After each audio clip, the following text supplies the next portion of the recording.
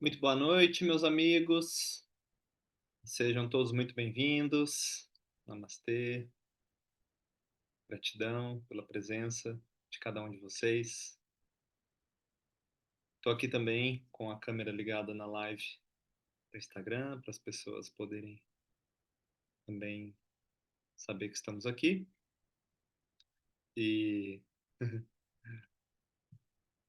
estou vendo a Mari ali com o caderno. E esse mês, então, eu fiz uma onda de divulgação, né, sobre o tema do dinheiro.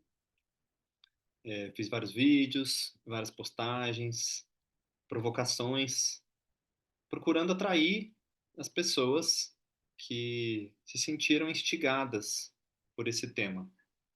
É claro que o dinheiro é um tema para todos, porque todo mundo precisa de dinheiro, mas tem momentos da vida em que a gente se abre mais para um tema e para receber luz sobre aquele tema. E uma das dificuldades que eu encontro para transmitir esse pacote de informações presentes nessa aula e nas demais que eu dou sobre o dinheiro é o público compreender para que eu estou dando aula sobre o dinheiro e para que tipo de pessoa que essa aula serve, né? Então eu quero já começar esclarecendo isso, que essa aula, esse pacote de informações, esses códigos que vêm através dessas aulas, eles são para você que talvez sinta o dinheiro como uma fonte de dor de cabeça, uma fonte de preocupação, para você que precisa receber uma clareza sobre por que algumas coisas se repetem na sua vida sobre o dinheiro, alguns padrões de perdas, alguns padrões de dificuldades. Mas também é para você que talvez não sinta o dinheiro como uma dor de cabeça, mas quer ter mais clareza sobre a natureza espiritual do dinheiro, sobre a natureza, a essência do dinheiro, as consequências que o dinheiro traz a nível sistêmico, a nível individual, psicológico e a nível espiritual. E também, então, é para você que se sentiu atraída sem saber bem por quê, mas de alguma maneira está aqui agora querendo ouvir sobre esse tema. Então, abra-se nesse momento para ocupar um lugar de receptividade, deixe as outras tarefas, não divida a sua atenção, porque o bem mais valioso que nós temos hoje é a nossa atenção. É a nossa atenção que vale muito dinheiro, inclusive, nos aplicativos, nas redes sociais. Então, ela é muito valiosa, e não só financeiramente, mas para você poder realmente incorporar isso aqui que eu estou te trazendo e que isso possa te gerar um benefício na sua vida. Então eu vou começar fazendo uma pergunta, né? Você já se perguntou o que é o dinheiro?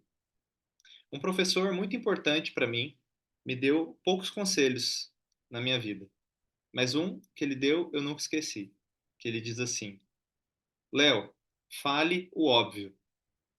E aí eu estendi esse conselho dele e comecei a usar ele para perguntar o óbvio. Porque embora nós usemos o dinheiro todos os dias, ninguém escapa disso, poucas pessoas vão realmente saber definir o que é o dinheiro. Doido isso. Porque assim como a eletricidade, que você usa todo dia, também são poucas pessoas que sabem explicar como ela funciona, né? Quem entende de eletricidade, engenheiros, físicos, químicos, sei lá. Mas a grande maioria não sabe o que é eletricidade, ainda assim usa ela todos os dias.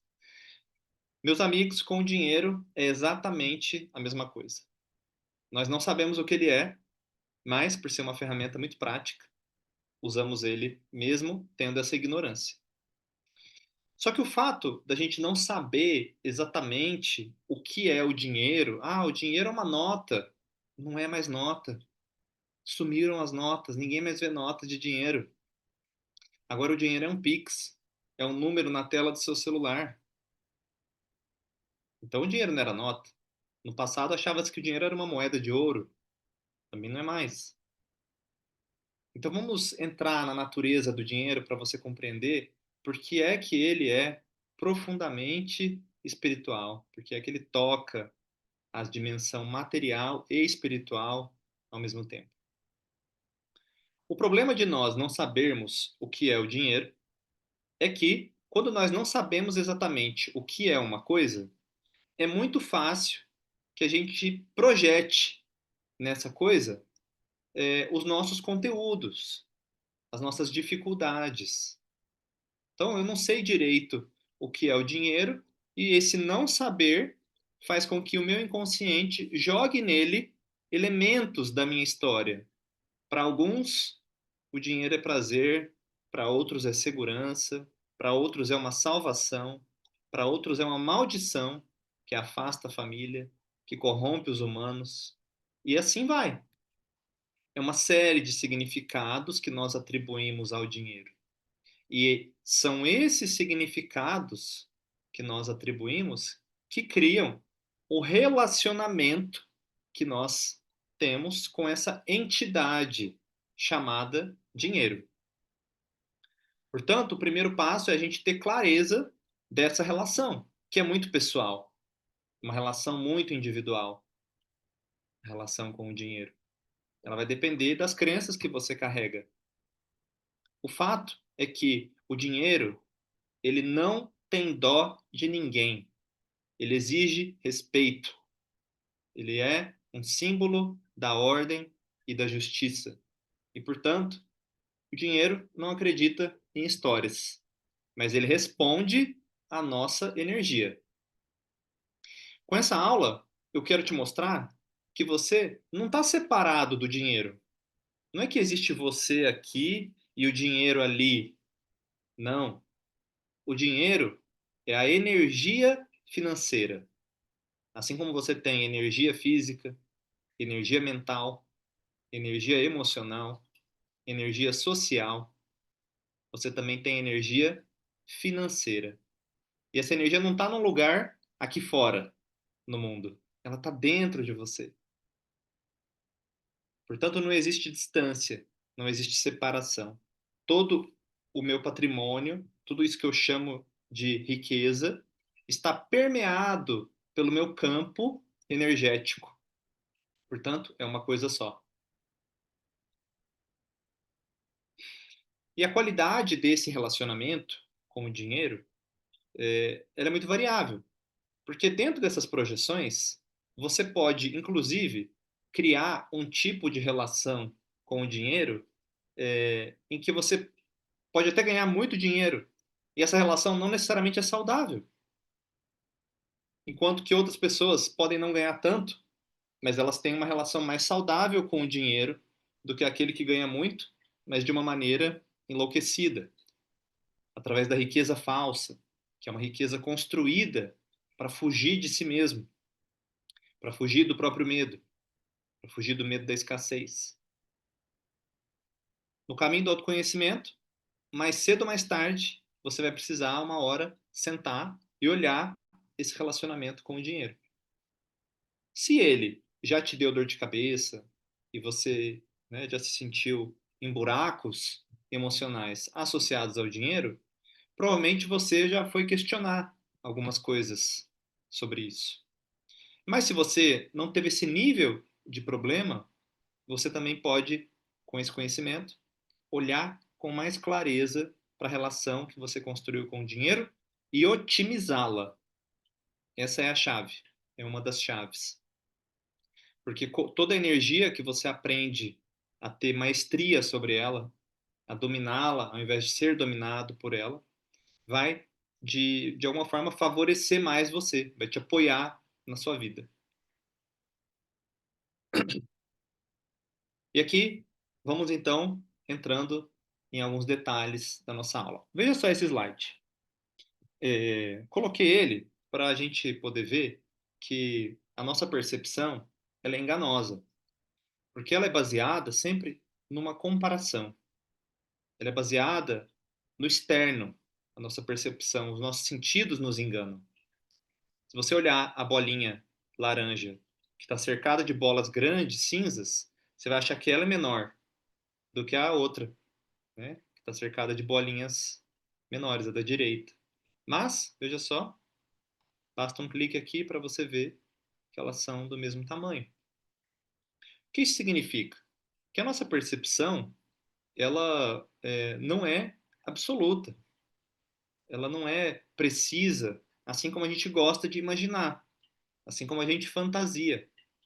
Então, a nossa percepção, ela nos engana. Portanto, quando você olha para uma nota de dinheiro, ou olhava, né, no passado, e achava que ali é que estava o valor, isso também é uma percepção ilusória. Assim como é ilusório você achar que um documento de identidade, que a pessoa está naquele documento de identidade. Aquilo é só um símbolo. E aí que a gente começa, então, a perceber a natureza das confusões que nós criamos. As confusões são fruto de uma visão materialista da vida.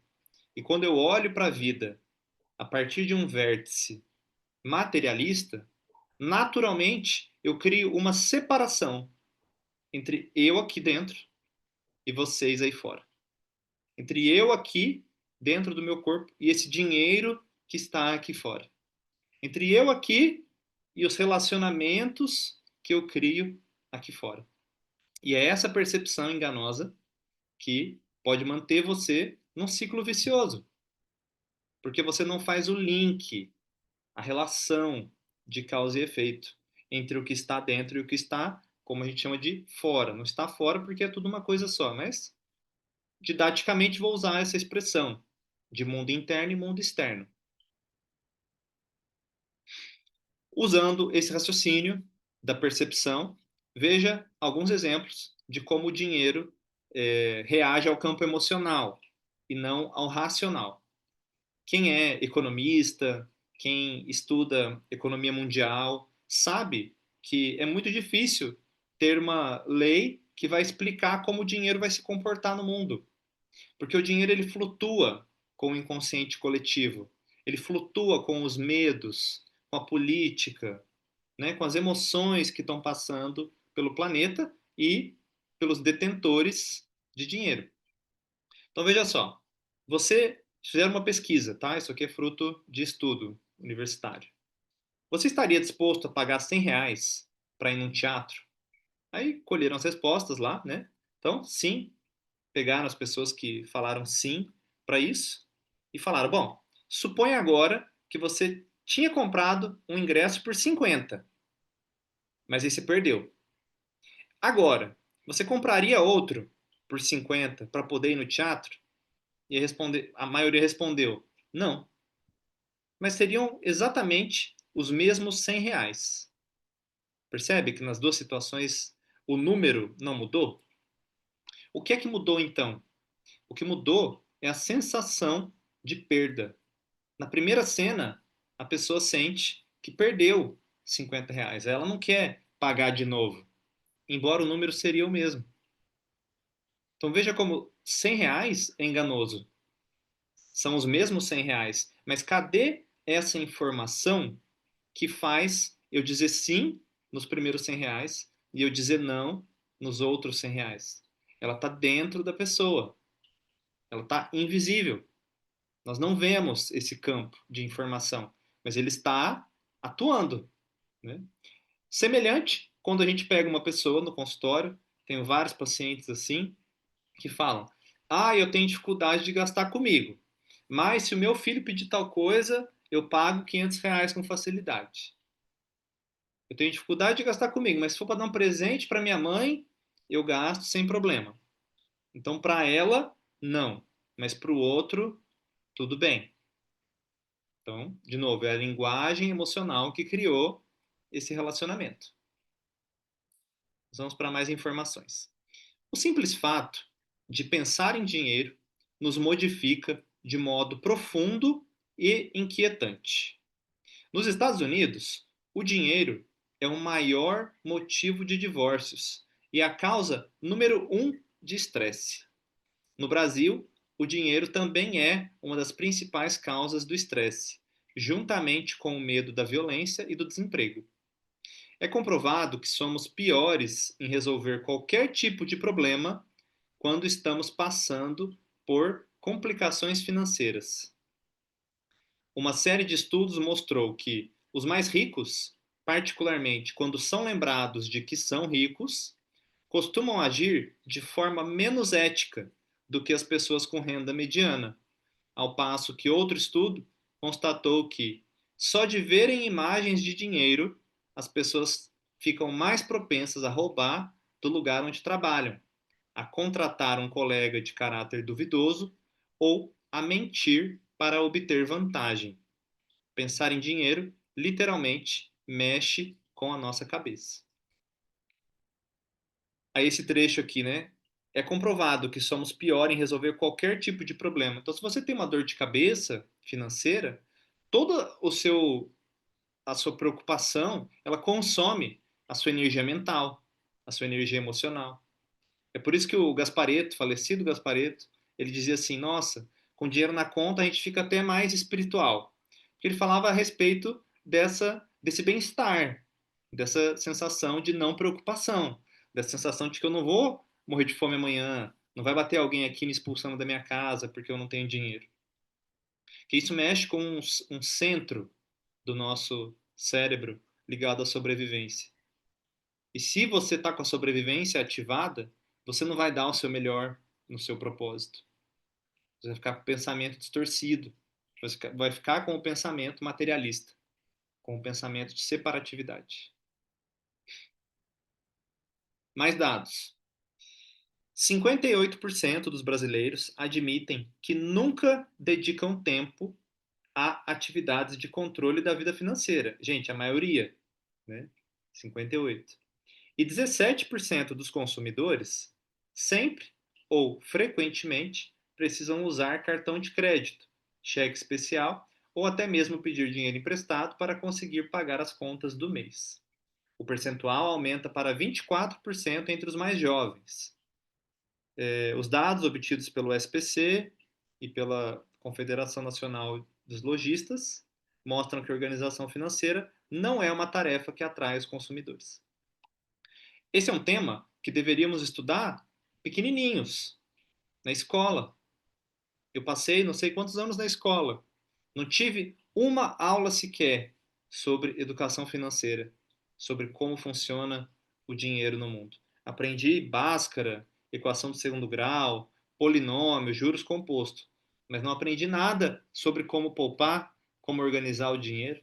É um tema vital.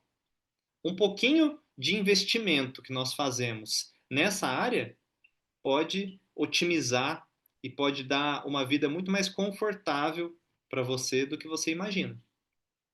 Eu dou o exemplo da minha própria família, né?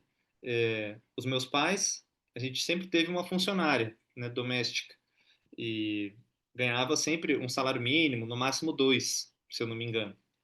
E ela comprou a casa própria dela antes dos meus pais, que eram de classe média e tinham uma loja, comerciantes, pagavam escola particular. Só que ela conseguiu comprar a casa dela antes, ganhando menos. Então não tem a ver exatamente com o número, mas com a organização. E estão perguntando aqui se vai ficar gravado. Vai sim. Eu vou deixar essa aula gravada até o fim da semana online aí no YouTube. Então, nesse estado de ignorância, voltando lá para o que eu comecei a falar, quando eu não compreendo o que, que é o dinheiro, eu poderia até estender isso para outros temas da escola do curador, mas o que, que é o amor, o que, que é o relacionamento, o que, que é o outro. Então, se eu não compreendo uma lei da vida, portanto, não consigo me afinar com essa lei da vida, eu passo a viver criações negativas. Então, vou dar um exemplo grosseiro. Existe a lei da gravidade. A lei da gravidade é uma lei da vida. As coisas caem na Terra. Aí, a partir de amanhã, você fala assim: Léo, eu não vou mais seguir a lei da gravidade. Eu sou contra a lei da gravidade. E aí você está aqui tomando água Ao invés de delicadamente pôr a coisa em cima da mesa, você vai soltar e deixar o negócio se espatifar no chão. Aí você pega o seu perfume, espirra, espatifa no chão. E tudo vai caindo no chão. Daqui 2, 3 dias, você não consegue mais andar na sua casa, porque você vai começar a viver uma criação negativa. Agora, aplique isso pensando nas leis financeiras. Se você ignora a lei do poupar, você vai viver uma criação negativa. Porque tudo na natureza poupa. Até a planta, ela tem lá uma reserva, né, de amido nas raízes, no caule, não sei exatamente. Todos os insetos têm alguma forma de reserva de energia. Mas se você ignora o fato de que você tem que poupar, você vai viver uma criação negativa no futuro. Vai viver a história da formiga lá e da cigarra. Se você ignora a lei do dar e do receber, uma hora esse desequilíbrio que você vai criando, ele vai se manifestar, ele vai se materializar na sua vida e de uma forma negativa. Compreenda que essas leis do universo, elas funcionam de maneira pedagógica. Elas querem nos ensinar através da repetição, não por crueldade, mas por pedagogia. Se você não aprendeu, você repete, repete, até que uma hora é possível o salto de consciência. Então, quais são essas leis do dinheiro? Quais são as leis que regem a prosperidade, a abundância, a pobreza e a escassez? Existem leis bem claras. Se você conhece as leis, não é difícil entender os fenômenos do dinheiro na vida das pessoas. Aí chega alguém para mim e fala: Nossa, mas alguém me passou para trás. Né? Você ouve só esse pedaço da história. Ah, levei um golpe. Você fala: Nossa, que azar, né? O que será, né? Que essa pessoa, o que será que aconteceu com ela? Na hora que você vai olhar para a vida dela, você vê com facilidade, né? Por que esse padrão está se manifestando na vida dela? Porque em algum ponto lá atrás ela infringiu essa lei, as leis do dinheiro, não percebeu e agora ela colhe o efeito disso. Fazer essa relação de causa e efeito é o grande desafio. Quando você faz a relação de causa e efeito, o mundo deixa de ser visto como um lugar caótico. E essa é a chave de uma visão materialista para uma visão espiritual do jogo da vida.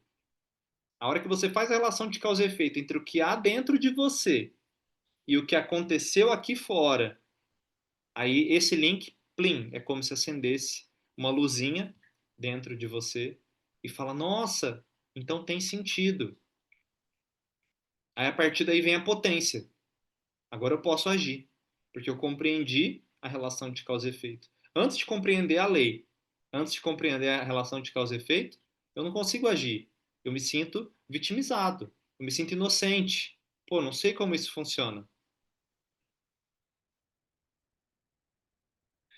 E aí, então, resumindo em 4 passos, dentro do universo do autoconhecimento, nós temos, então, 4 passos de trabalho.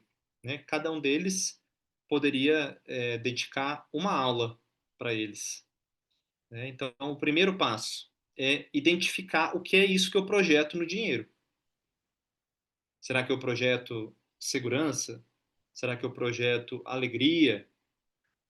Recentemente estava atendendo uma paciente que tem aí algumas dores de cabeça com o dinheiro, e aí ela estava falando disso, né? Que mesmo ela se endividou, e aí ela teve que pedir para um parente dinheiro para ser socorrida, assim, um empréstimo, né? O parente nem deu o dinheiro, emprestou.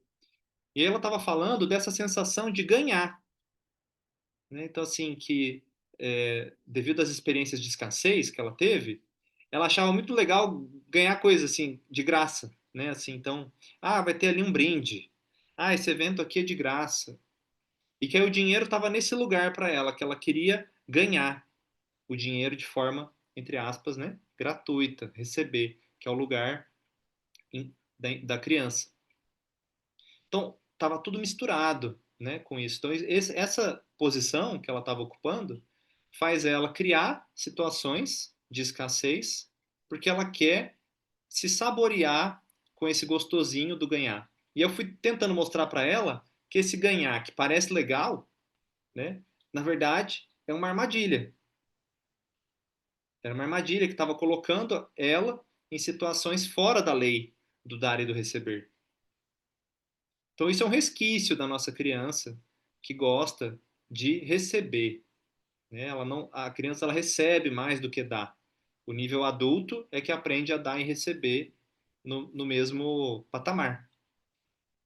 Então essas projeções, gente, elas são muito individuais.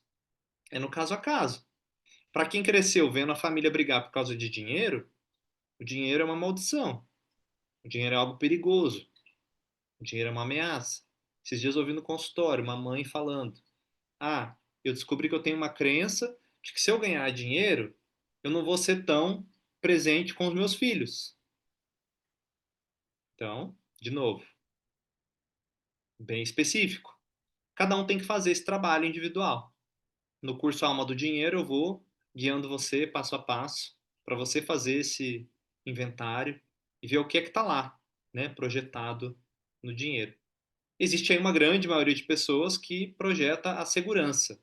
Então, ao invés da segurança estar ancorada no meu fluxo de potência, no meu fluxo energético, ela está ancorada no dinheiro. Então, isso gera uma projeção também. Léo, mas o dinheiro dá segurança? Olha, pode dar na maioria das situações, né? Você vai se sentir mais seguro se tiver dinheiro. Mas isso não é absoluto. A segurança mais segura que existe é você estar seguro com a confiança no seu coração. Ele é que vai prover as coisas, inclusive o dinheiro. Então, com isso, com essa projeção, você vai perceber o padrão de relacionamento. E esse padrão, ele pode variar das áreas da vida.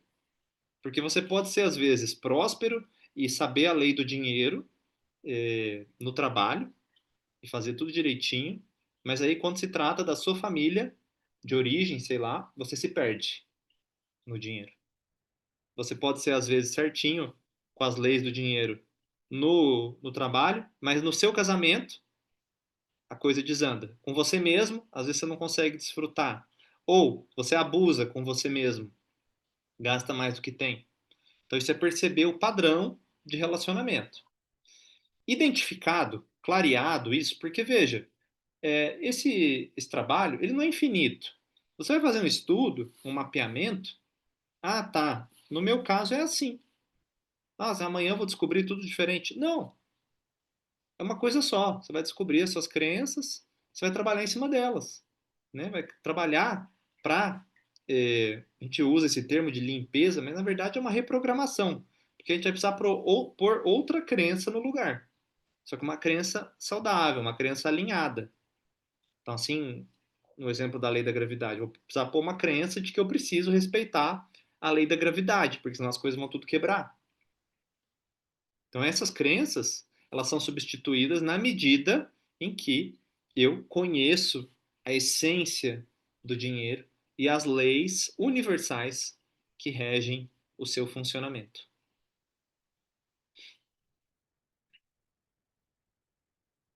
Deixa eu beber um gole d'água aqui.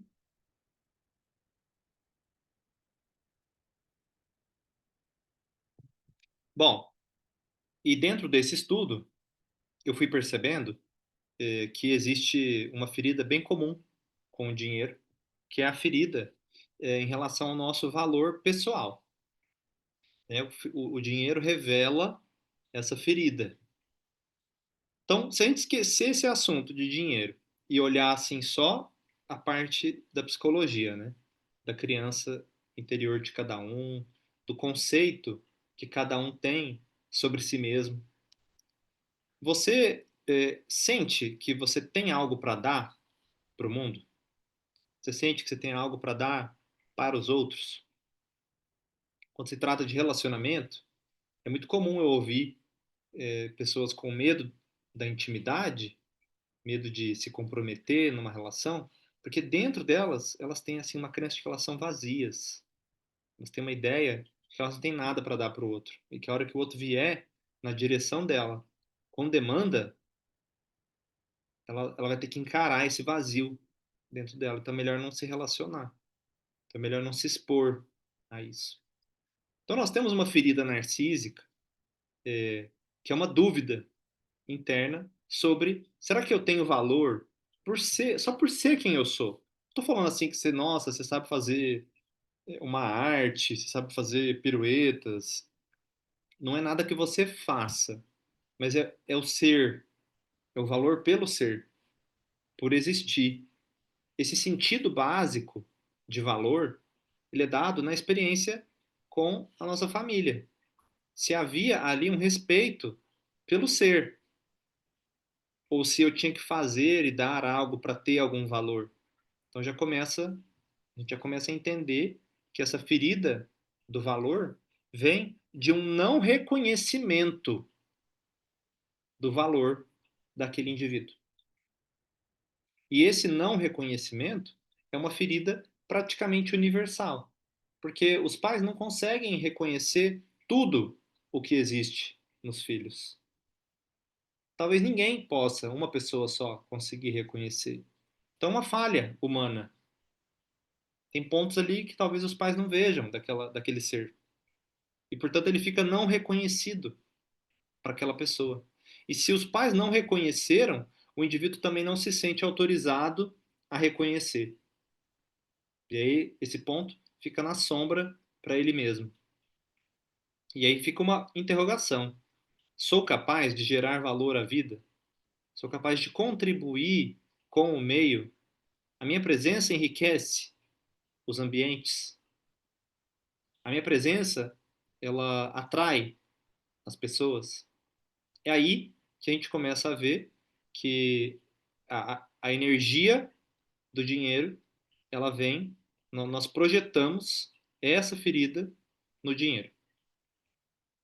É claro que aqui vai ter diferença. Se a pessoa tem dificuldade de ganhar, se ela tem dificuldade de manter, se ela tem dificuldade de investir, de usufruir com ela mesma.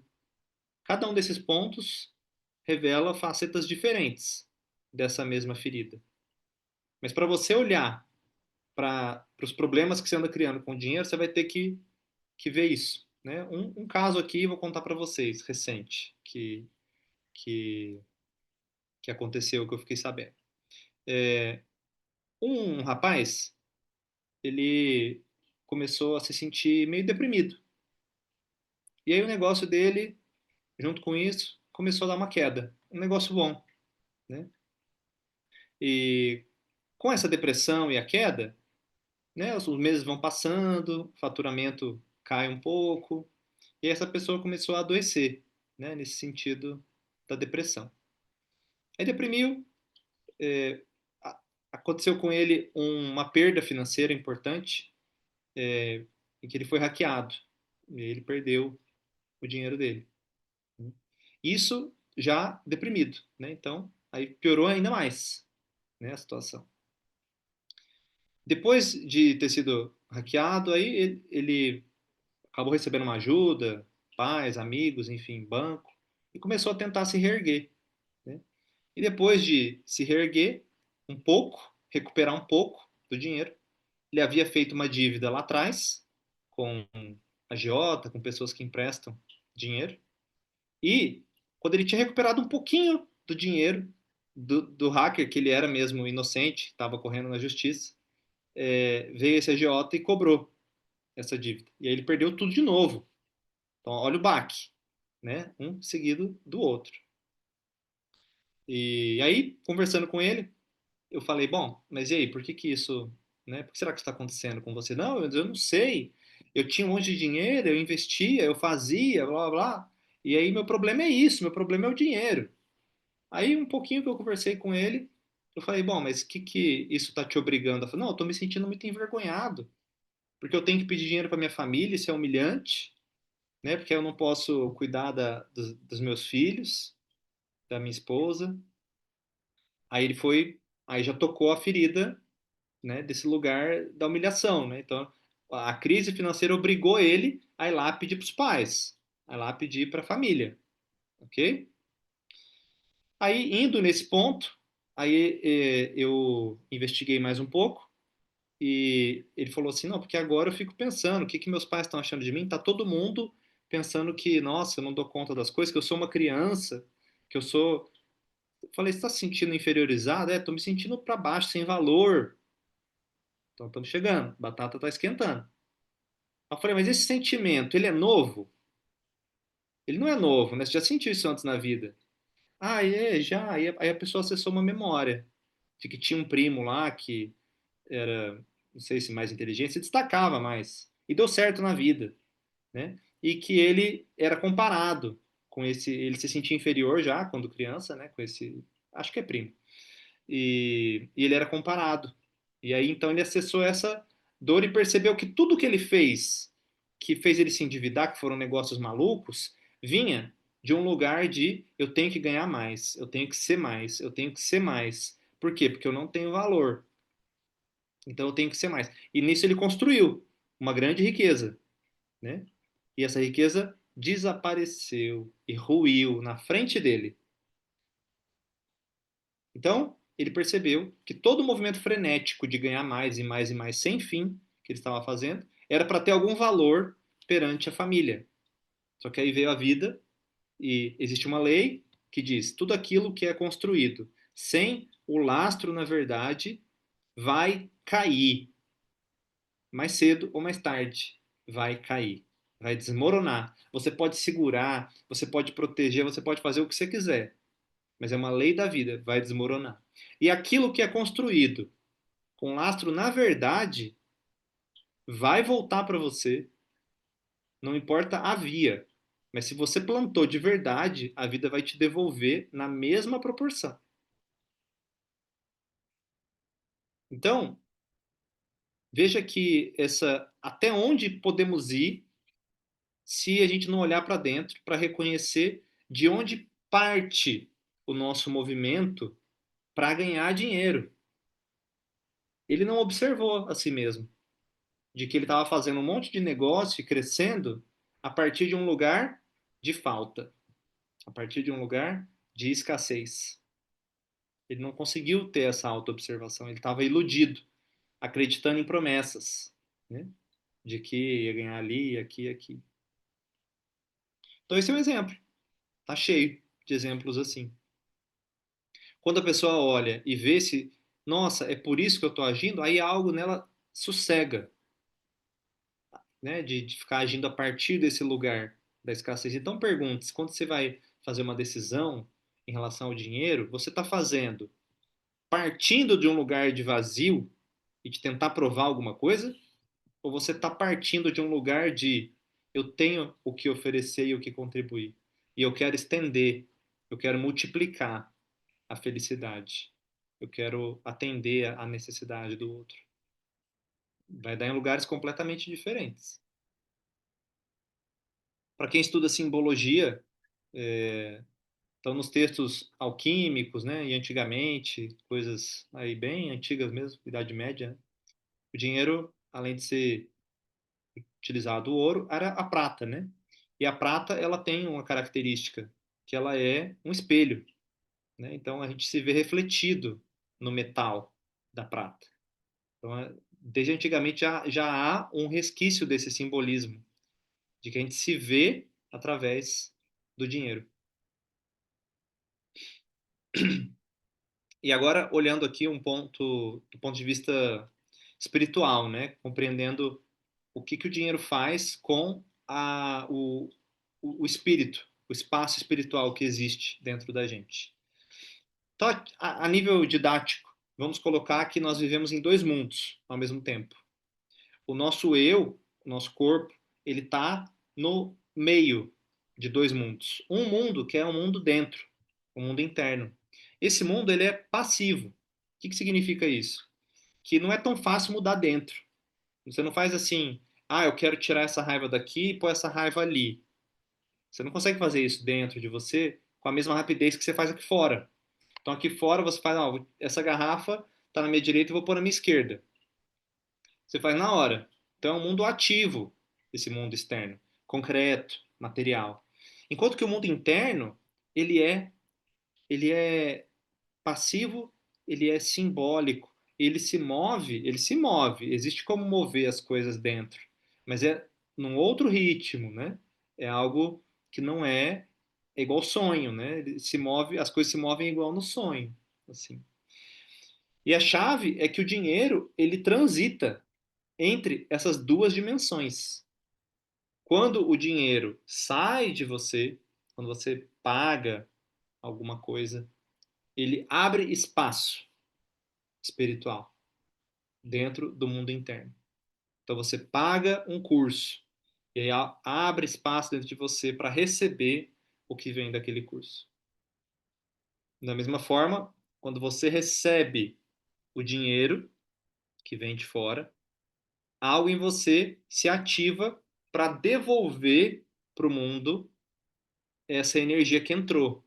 Essa energia entra, ativa o seu mundo interno e movimenta ele para fora. E assim, num eterno movimento de trocas.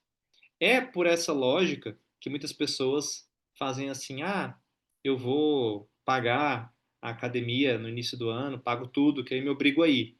Né? Funciona para alguns, não é um método, né, que funciona para todos. Mas às vezes funciona, porque a pessoa realmente ela se compromete, porque ela sente que ela já deu, né? Se ela não se comprometer, ela vai sentir que está perdendo. Mas para muitas coisas não funciona, porque tem que vir junto o compromisso. Né? Pode ser sim uma forma de ajudar no compromisso, mas se não tiver a decisão interna junto, também não vai.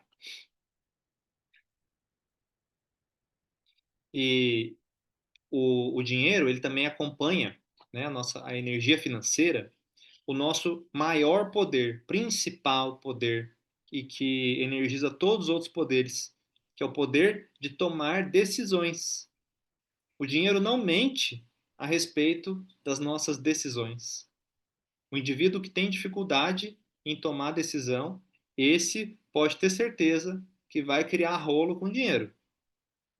Aquele que não sabe falar se quer ir para a direita ou para a esquerda, se quer verde ou amarelo, fazer escolhas na vida. Significa sacrificar algumas possibilidades. Significa abrir mão. Fazer escolhas é sempre abrir mão.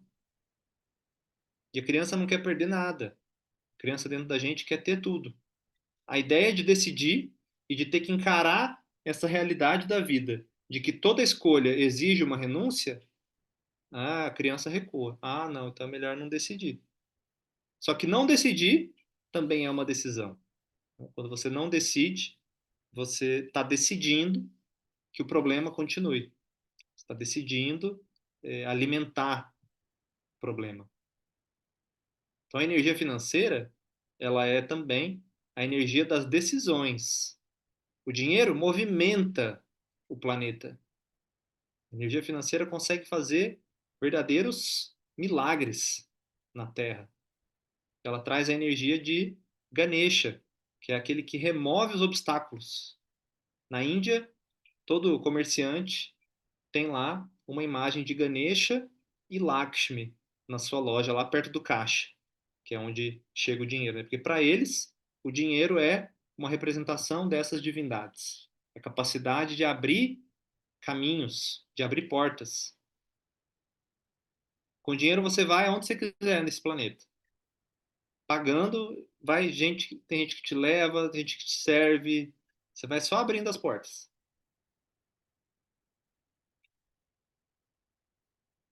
E um outro ponto também que eu gosto de tocar é o fato de que da necessidade, né, do dinheiro, porque também ao longo da minha investigação eu percebi que existe uma parte em nós que nega a necessidade do dinheiro. Então, repita para você mesmo internamente: eu preciso do dinheiro.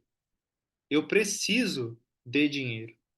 Como essa frase ressoa em você? Existe um tipo de orgulho que é o orgulho de não precisar. É de não precisar de qualquer coisa. Ah, olha só, eu saio na rua e não preciso de casaco, porque eu não sinto frio. Ah, existe um orgulho ali. Ah, eu não preciso de ajuda. Eu não preciso ir no médico. Eu não preciso de tal coisa. Então, esse eu não preciso, ele pega algumas coisas da vida. Eu não preciso me relacionar. uma série de coisas. E às vezes ele pega o dinheiro. Eu não preciso de dinheiro. Então há uma arrogância nisso de não precisar receber, de não querer receber, né? Esse não preciso também, ele é um não quero, né? Eu quero provar que eu não preciso. E aí então a troca fica prejudicada, né? Se eu não preciso, se eu dou conta aqui sem, eu vou acabar criando um desequilíbrio na lei do dar e do receber. Portanto, um exercício de cura é você poder, né, olhar para o dinheiro. Antigamente fazia isso com as notas, né, nos cursos, e poder olhar assim, né, para aquela nota e falar, olha, eu preciso de você, fazer as pazes com isso. Esse eu preciso, não de um lugar de miséria, né, pelo amor de Deus, não é esse lugar de sobrevivência, não é isso. Mas eu preciso de dinheiro assim como eu preciso de água, assim como eu preciso de uma cama, né, assim como a ativação das necessidades reais. É esse nível de consciência. E esse gráfico que eu gosto de usar nas minhas aulas, para a gente entender que isso que eu falo da lei do dar e do receber, ela tem inicialmente uma configuração básica que vem da nossa troca com a mãe, depois com o pai, depois com os pais e a família como um todo, até que a vida, a gente passa a trocar com a vida, e não mais com a família de origem, no sentido de se nutrir. Então, no início, o eu, ele dá e recebe da família. Recebe mais do que dá. Quanto mais cresce, mais dá. Até que a hora que ele é capaz de dar e tomar da vida, a família cumpriu a sua função. E aí o eu pode seguir trocando com a vida. Agora, adivinha o que acontece? Quando o indivíduo quebra, quando o indivíduo cria dívidas, ele volta para o dar e o tomar da família. Então, aquele desejo de receber algo da família reaparece. E aí ele vem na forma sombria da dívida. Por mais que a pessoa fale que não goste, que não quer, que é a pior coisa da vida, o que tem no inconsciente é isso. É um desejo ainda de receber aquilo que a sua criança queria ter recebido.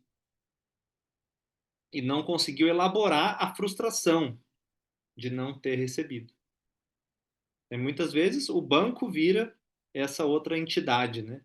Em que o indivíduo se endivida e fica lá vivendo uma relação com o banco. O banco é a dor de cabeça. Ele toma do banco, depois o banco vem tomar dele, e aí vira uma relação persecutória. E tem um curso também que eu fiz e que me inspirou bastante também nessa compreensão, que é com a doutora Francis. Né? Ela dá um curso que se chama Maestria do Dinheiro. E aí lá ela fala que o inconsciente ele tem três moedas de troca, né? Que é o dinheiro, o tempo e a vontade. Então, pense bem: se você tem tempo e vontade, você pode, de alguma maneira, fazer dinheiro. Ao mesmo tempo, o dinheiro ele compra o tempo e a vontade das pessoas. Você precisa de alguém para te levar ali na esquina, você tem que comprar o tempo dela. Quando alguém é voluntarioso, quando alguém se voluntaria para fazer alguma coisa, ele está gerando valor para o outro. O nosso inconsciente ele obedece a essas moedas. Ele não obedece a promessas, boas intenções. Isso daí tem um efeito secundário. Boas intenções é legal, mas se não tiver comprometimento com o tempo e com a vontade do indivíduo, uma boa intenção só. A vibração não chega muito longe, né? E também tem pessoas que têm dinheiro, mas não têm tempo. E, portanto, o movimento do dinheiro roubou dela o tempo e a vontade. E aí, então, essa é a riqueza falsa. Riqueza falsa que eu exploro melhor na minha aula lá sobre a avareza. Que a riqueza falsa é aquele dinheiro que o indivíduo constrói para fugir de si mesmo. Então, é um dinheiro que muitas vezes ele não consegue desfrutar. Ele não tem tempo, ele não tem permissão de si mesmo para poder desfrutar daquilo, ou desfruta, depois sente culpa, e aí tem que dar para alguém. Se está desfrutando, sente culpa pela família, que o outro não tem igual ele. Então são muitas feridas aí, né, que podem aparecer nesse campo. Um ponto que eu aprendi bastante também sobre dinheiro são com os judeus, né? Então esse livro, A Cabala do Dinheiro, ele tem alguns trechos muito legais sobre filosofia do dinheiro. Olha só. Inspirado no ditado judaico, de três maneiras um homem é conhecido: por seu copo, né, pelo que ele come, bebe, por seu bolso e por sua ira. Estaremos aqui abordando o bolso e o quão reveladora é a nossa atitude para com ele.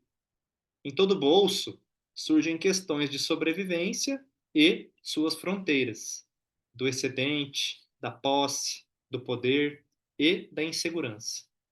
Diz esta mesma tradição: o mais longo dos caminhos é o que leva ao bolso. Não há meios de chegar ao bolso sem uma reflexão sobre a vida e seu sentido. A nossa relação com o bolso é reveladora de quem somos e onde estamos neste imenso mercado de valores que é a realidade. É um livro muito interessante esse aqui. E aqui o Hellinger, compartilhei lá no meu grupo também na semana passada. O dinheiro deve ser empregado a serviço da vida, pois o dinheiro é uma imagem da vida e quem desrespeita o dinheiro desrespeita a vida. O dinheiro é adquirido através de algo que fazemos. Dinheiro vindo pelo nosso empenho nos faz feliz e serve à vida. Mas, como a vida, o dinheiro quer ser gasto a serviço da vida. O dinheiro herdado não foi por empenho ou trabalho. Por isso, é mais fácil de gastar. Despedir-se do campo da pobreza e movimentar-se em direção ao campo da riqueza é uma conquista espiritual. Pense no dinheiro, naquele sabor que teve o dinheiro que você começou a ganhar, assim, seu primeiro emprego, né? Quando você começou a ficar independente, sim, dos seus pais. Aquele gosto. Comparado com a mesada que você ganhava deles. Cada dinheiro é portador de uma informação. O dinheiro que vem de uma herança, ele é delicado. Ele tem que ser tratado com muito cuidado. Por quê? Porque se eu não olhar as informações que tem nele, né, eu posso, às vezes, gastar ele com uma facilidade tremenda. Eu posso sabotar o meu desfrute desse dinheiro herdado. Então, a herança, ela carrega uma informação a mais. Todo dinheiro carrega uma informação, mas a da herança é mais delicada. Ela precisa de estudo, dedicação, olhar, né, para que o indivíduo não perca ali alguns pontos cegos. Porque como é um dinheiro que não foi conquistado pelo esforço da pessoa, né, ele tem outros pontos.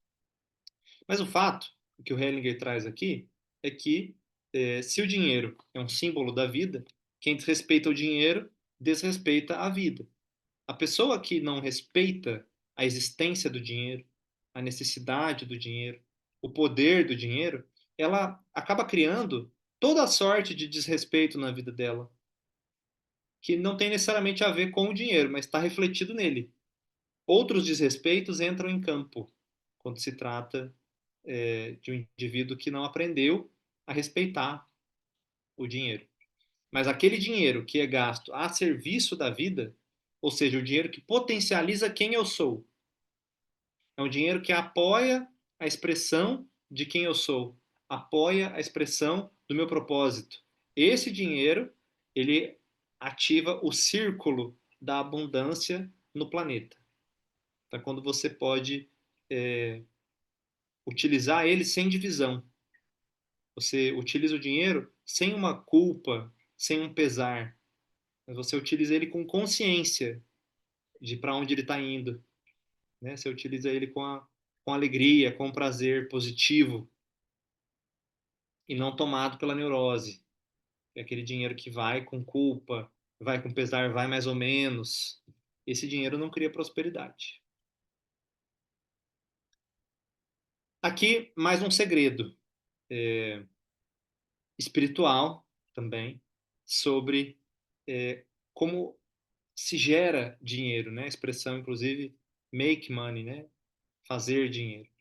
Você gera dinheiro quando você entende e ou atende a necessidade do outro. Então, o outro tem uma necessidade, não importa qual seja. Veja aqui que o dinheiro não tem dó da gente, é porque é porque não importa se a sua necessidade é comprar cocaína e o outro tem cocaína para te vender, o dinheiro vai fluir aqui.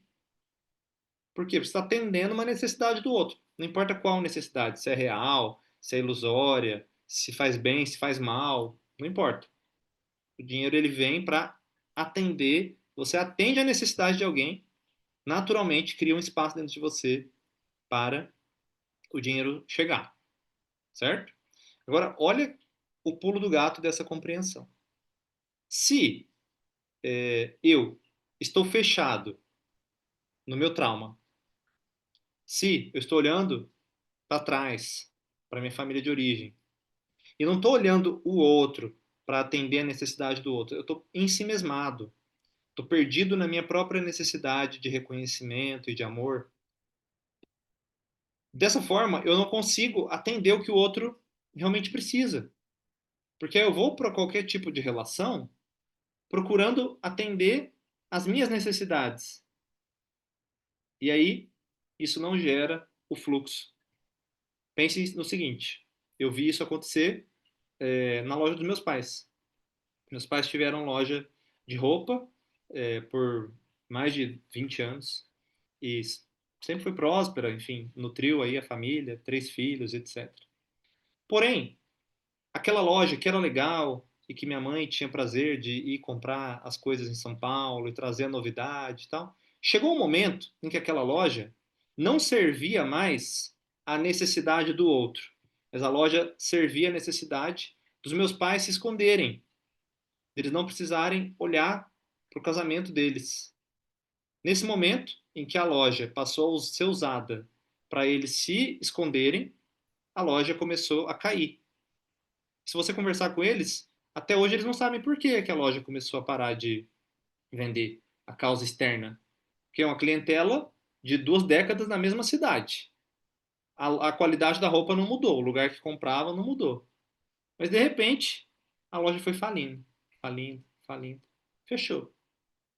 E aí ali houve um ponto de mutação na consciência dos dois, de como eles se organizavam em relação ao trabalho, porque o meu pai pegava carona nos desejos da minha mãe e ficava lá mais passivo, né, ao invés de olhar para o que ele realmente queria fazer.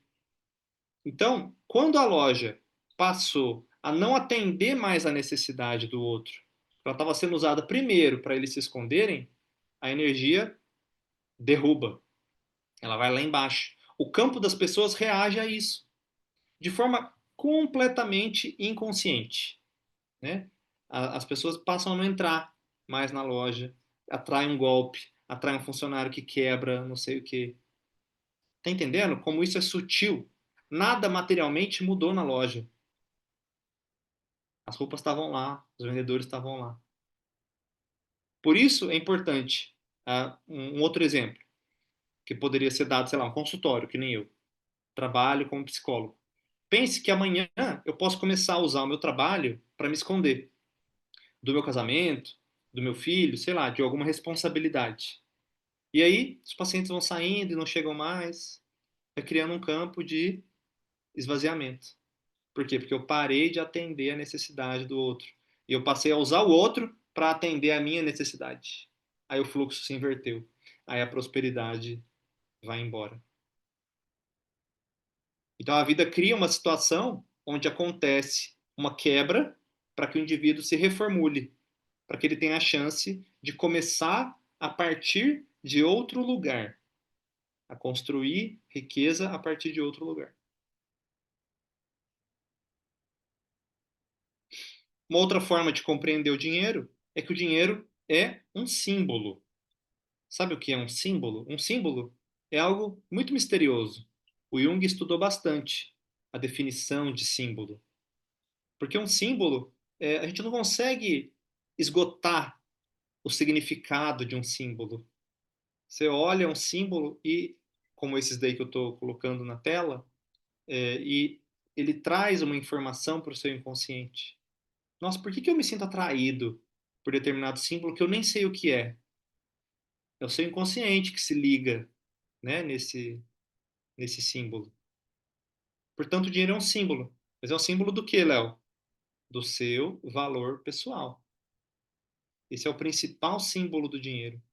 Da sua energia financeira, capaz de movimentar a vida. O dinheiro é um símbolo disso.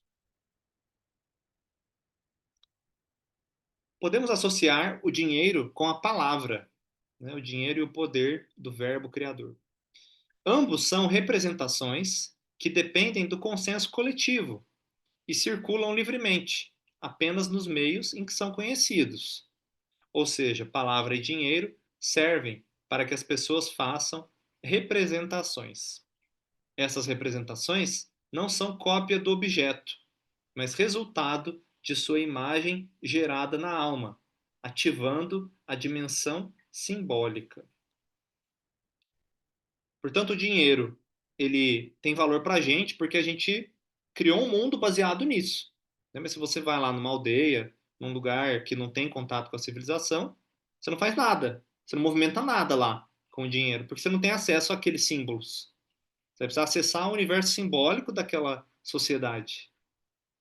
Então, o acordo que nós temos enquanto sociedade é que o dinheiro é esse símbolo, que representa a palavra, que você, com o dinheiro você faz, o dinheiro ele transmite essa informação das suas decisões, ele transmite a sua, né, o seu afeto através do que você pode falar com as palavras. O dinheiro transmite algo semelhante ao que nós podemos transmitir com as palavras.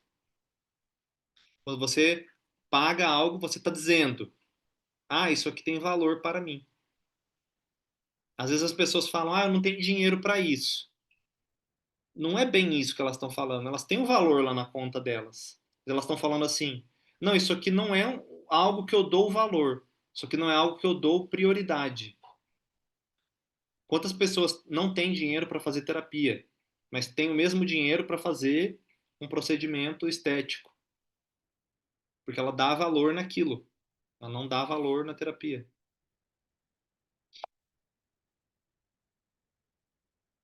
O dinheiro tem alma. Se alguém ganhar dinheiro por seu desempenho, o dinheiro o ama. O dinheiro também quer render algo, ser gasto em algo bom, que leve a vida adiante. Então, se ganha mais dele. Através de seu desempenho, o dinheiro entra no circuito de serviço, trabalho e ganho, tudo ao mesmo tempo.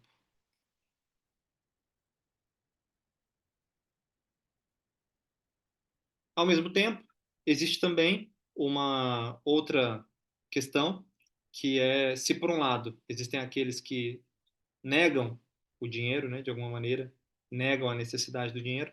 Tem o endeusamento do dinheiro, né? Tem aqueles também que cultuam o dinheiro de uma forma materialista. Então, é quando o indivíduo procura o dinheiro pelo dinheiro, que aqui então é uma armadilha dentro do universo dos números. Né? Você procurar o dinheiro pelo dinheiro, mais é sempre melhor multiplicar. Você nem sabe mais para que você está querendo multiplicar, você quer fazer crescer, né? Então isso pode fazer você ficar muito preso em planilhas, em números, e te desviar do serviço daquele dinheiro. Para que que ele serve? Ele serve para você fazer uma viagem? Ele serve para você pagar uma conta? Portanto, um ponto muito importante é que cada dinheiro que você guarda, ele tem que ter um nome. Hoje em dia, com os aplicativos de banco, isso está muito fácil.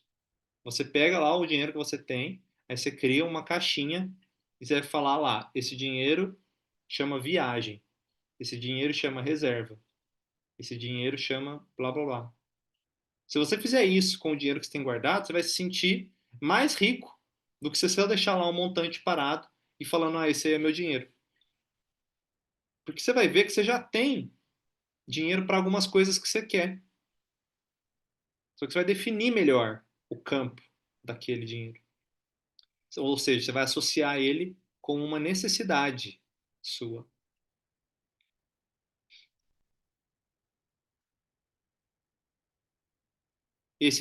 Essa forma de cultuar o dinheiro, né, quando ele é usado como um amortecedor.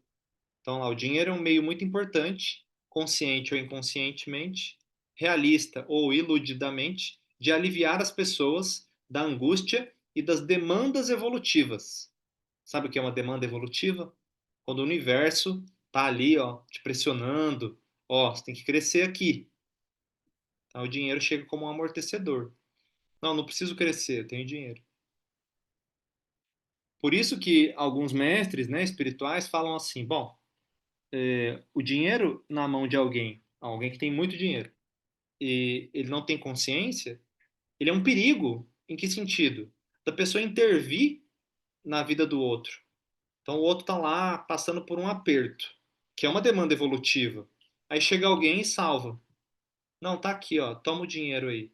A demanda evolutiva some da pessoa. Ah, agora eu relaxei de novo. Ah, que bom, nossa, passou a minha preocupação. Aí daqui uns meses, pum, o mesmo problema tá lá. Então isso é uma interferência kármica. Nós não podemos fazer isso. O dinheiro tem que ser respeitado. Você achar que o dinheiro salva algumas pessoas é ilusão. Né? E essa frase que eu também acho muito interessante, dessa página, As Chaves de Nefertiti, é: procurais o dinheiro pelo dinheiro, nada encontrareis. Hoje em dia está mais fácil de entender isso, né? Agora que a gente não usa mais nota, praticamente, de que a gente não tem mais a visão, né, do dinheiro. Ele é só um número na tela do celular, que você pode desligar o celular e você não vê mais ele. Então, procurar o dinheiro pelo dinheiro, não, você não vai encontrar nada, porque ele é uma energia, né? Uma energia em trânsito, a energia que movimenta. E aí tem um ditado também dos judeus, né? Não sei exatamente essa origem aqui desse idioma, mas é daquele livro lá da Cabala do Dinheiro. Nada não é tão bom com dinheiro como é ruim sem ele. Então a gente diz assim, bom, o dinheiro não compra a felicidade, é verdade, mas a falta dele causa infelicidade. Então é muito ruim ficar sem dinheiro. Mas estar com dinheiro é bom, mas não é na mesma proporção, né? Porque quando você está sem, é muito ruim. Mas quando você tem, não necessariamente esse bem-estar vai ser tão acentuado assim, né? E aqui também eu já falei um pouco, né? Que é que cada dinheiro carrega uma informação. Aí nesse curso eu gosto de dar o seguinte exemplo. Imagina o seguinte, que você vem aqui em casa, aí fala assim, ó, fulano, você quer R$ 100? Aí você, bom, ganhar é bom, né? Quero, daí, né? Aí você vai lá e, sei lá, você vai jantar com esses R$ 100. Aí no dia seguinte a gente se encontra e fala, olha, aí, o que você fez com aqueles R$ 100? Ah, eu jantei ali. Falei, que bom, porque assim, aqueles R$ 100 nem era meu. Tinha um cego passando na rua ontem, ele deixou cair e ele nem percebeu. Aí eu peguei e te dei. Aí como é que você vai se sentir agora de ter gasto esse dinheiro? Tudo bem, não estou eximindo da minha culpa, que eu que propaguei o dinheiro do cego, mas você pegou o dinheiro achando que era só dinheiro. E não era. Ele vem com uma informação com ele. Então, cada gasto que a gente faz, cada recebimento, a gente está transmutando, a gente está reordenando essa informação que vem e transformando ela num novo movimento. Por isso é importante ter consciência da informação que vem junto. E eu gosto dessa expressão, então, porque até a gente usar ganhar dinheiro, talvez já seja um resquício infantil na nossa língua. Porque ganhar, o que é ganhar? Você ganhou na loteria, você ganhou um presente. Mas eu não ganhei dinheiro dos meus pacientes, né? Eles me pagaram, eu fiz aquele dinheiro. Então a expressão make money dos Estados Unidos, dos americanos, ela faz mais sentido nesse caso. Você ganha dinheiro se você ganhou de uma forma, ganhei uma herança, ganhei uma loteria, ganhei um prêmio.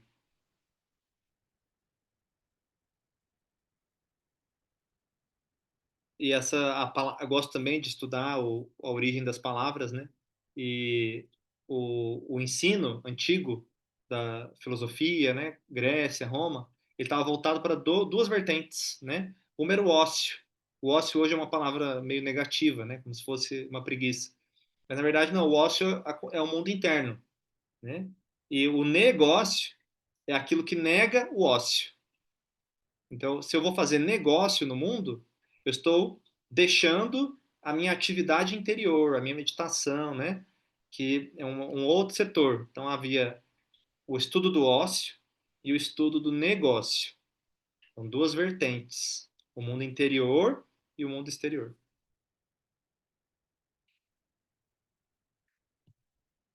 Aí, olha só esse experimento, agora em vista de tudo isso que eu falei para vocês. Você ganha R$ 1.000. Aí eles te dão duas opções. Um, você vai comprar um som da Pioneer por 1.000 ou um Sony por 700. Aí aqui um detalhe. Esse experimento foi feito lá nos Estados Unidos. Lá nos Estados Unidos, a Pioneer tem ela é muito considerada muito melhor do que a Sony, pela cultura deles lá, tá? Então, eles oferecem, isso aqui é um som da Pioneer por 1.000 ou um Sony por 700, ou você quer um da Pioneer por 1.000 e um da Sony, que você vai pagar 1.000, só que você vai ter direito a ganhar R$ 300 para gastar com CDs, que você, entre aspas, vai ganhar. Né? Então as pessoas tendem muito mais a querer escolher a segunda opção aqui, ó, da Sony, sendo que na primeira elas poderiam comprar o da Sony e sobraria R$ 300 para elas. Tá entendendo? Ela sabe que vai sobrar 300. Mas se fala que você vai ganhar 300 para gastar, o indivíduo sente aquilo como vantajoso. Então o marketing usa muito isso, né? Para fazer você ter a sensação de que você está ganhando.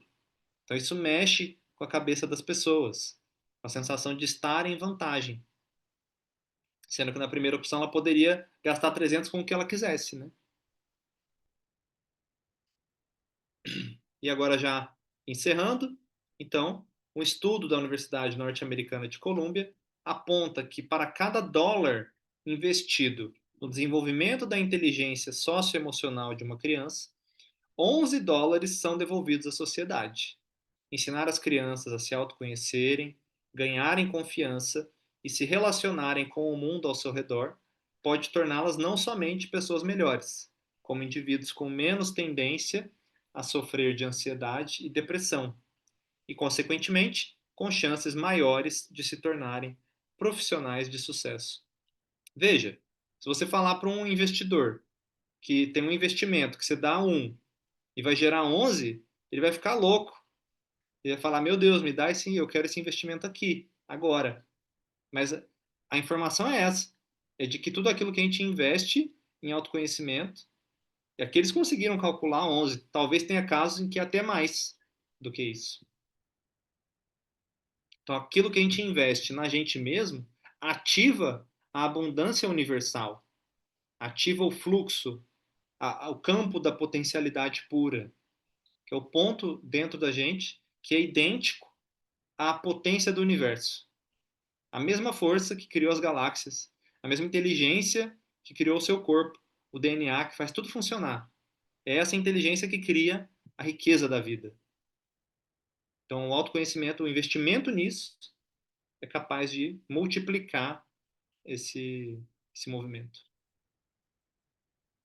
Certo, meus amigos? Então é isso. Você acabou de assistir a nossa primeira aula do curso A Alma do Dinheiro. É um curso que eu dei em 2022. Estou abrindo agora uma nova turma para que mais pessoas possam conhecer esse conteúdo.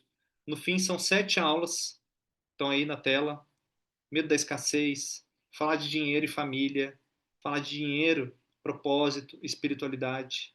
Vamos entrar também na matriz da avareza, na matriz da gula, né, que também entra aí no medo da escassez. E é um curso que foi um dos cursos mais sucesso aqui na Escola do Curador.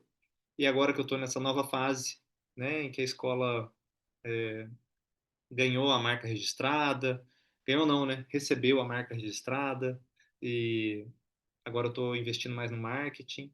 Então, eu estou recomeçando a partir desse lugar. Então, estou abrindo agora as inscrições, vai ficar aberto até sexta-feira, tá? As pessoas que fizeram lá em 2022 me deram bons feedbacks que eu vou estar compartilhando com vocês lá no grupo, né? Porque teve pessoas que fizeram que tinham problemas com dinheiro, teve outros que não tinham, mas ainda assim o curso contribuiu, e teve pessoas interessadas em espiritualidade que fez.